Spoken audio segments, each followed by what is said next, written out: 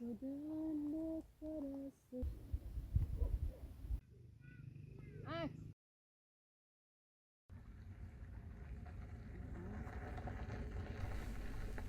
راه برگشت به یه منظره بی‌نظیر رسیدم.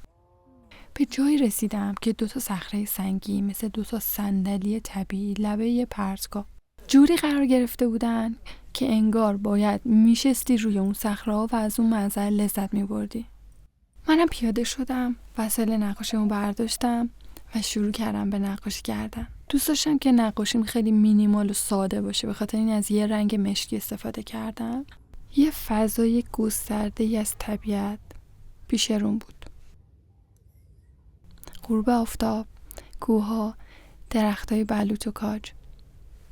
حس خوبی که روی این صخره تجربه کردم، گستردگی بسیار زیاد فضایی و منظره طبیعت بود.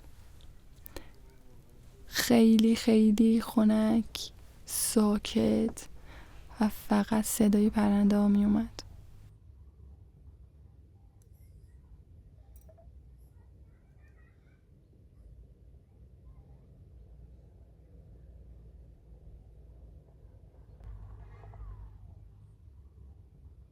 خیلی دلم خواست تو بالاترین نقطه‌ای که میتونم نقاشی بکشم و این یکی از تجربه‌های خیلی خفن من بود که توی ارتفاع 920 متر از دریا بالاتر باشی، روی صخره سنگی باشی و بتونی بدون هیچ زیرساز درست حسابی، بدون هیچ امکانات رفاهی خفنی بتونین یه نقاشی روی پارچه، روی تخت سنگ بکشی و خیلی حس و حالت خوب باشه. اون موقع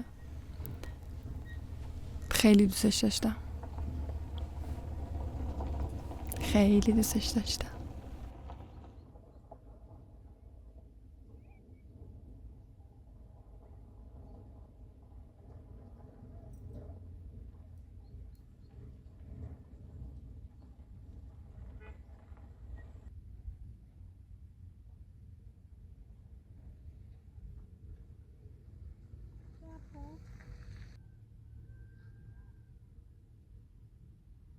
کاش میتونستم بخونم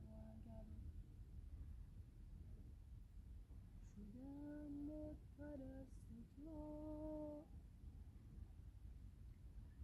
نمچی به دو شرد رقم شدم به پرست